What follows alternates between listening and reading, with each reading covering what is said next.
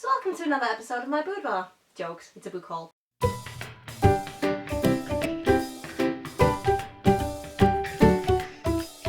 Hi everyone, so this is going to be my June book haul.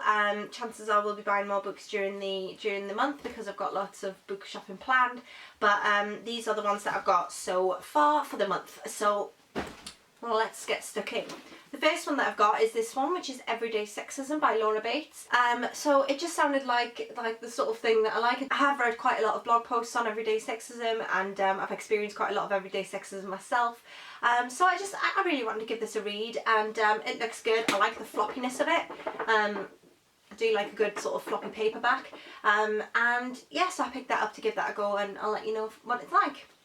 The next one that I've picked up is Black Ice by Becca Fitzpatrick, and this says that it's about a woman called Brit who has trained to backpack the Teton Range, I'm not sure how to say it. A storm comes and she ends up stranded in a cabin with two handsome rescuers, or so they think, and then it says in exchange for her life she's got to lead the two men back to safety, but one of them starts acting less sinister towards her, more romantic, and can she trust him? I think with the storyline of this, it has a chance to go either way. It could be really good, but it could also be a 1-star or a DNF, but we'll see how that goes.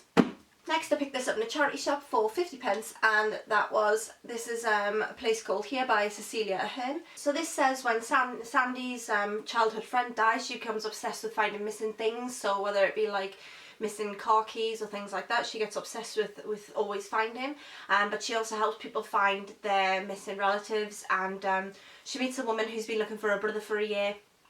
But then Sandy herself ends up going missing, and then she's got to try and find her way home. This isn't my usual sort of genre, and I wouldn't have normally picked this up, but when it was only 50p in charity shop, I couldn't resist bringing it home. Next book that I've got is completely out of my normal comfort zone. It is Titanic, Titanic, the Ship That Never Sank. It's a conspiracy story by Robin Gardner. Apparently there's a whole conspiracy that the Titanic never actually sank, and that the whole thing was a great big lie. And I like a conspiracy theory. I've watched quite a few of them on YouTube, and then I'm interested in the Titanic and all things sort of historical, and I've watched a lot of Titanic stories, and so I hadn't even heard of this conspiracy theory, but I thought it'd be quite an interesting and possibly fun read. It's possibly not meant to be a fun read, but I do really bizarrely enjoy a good conspiracy theory. So yeah, the Titanic never sank, who knew? So next up I've got The Wrong Knickers by Bryony Gordon.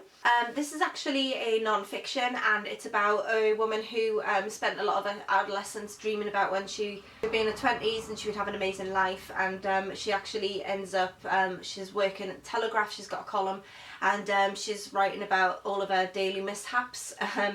And it says, here in The Wrong Knickers, Bryony shares the horrible and hilarious truth. The truth about picking up a colleague at the STI clinic, sinking into debt to fund a varied diet of wine, crisps and vodka, and how it feels when your dream man turns out to be a one-night stand who hands you someone else's knickers in the morning. This sounds like a little bit of a laugh, and I do like a non-fiction, so I couldn't resist picking that up. And finally, the last book that I've got so far is Little Girl Gone by Alexandra Burt. So Estelle's baby's taken from a cot and she doesn't report her missing, and a few days later Estelle's found in a ditch or something, I think. She's been in a wrecked car, and she's got a wound to her head and no memory. So she's got to figure out what happened that night and whether she was actually responsible. So that sounds like the sort of psychological thriller that I'm constantly featuring on this channel, so I'm hoping that this will be good too. So that's everything from my wrap up, and I hope you enjoyed it. And if you've read any of those, or if any of them are really bad and you want to give me a heads up not to bother reading them, leave the comments below, and I'll speak to you all soon. Bye!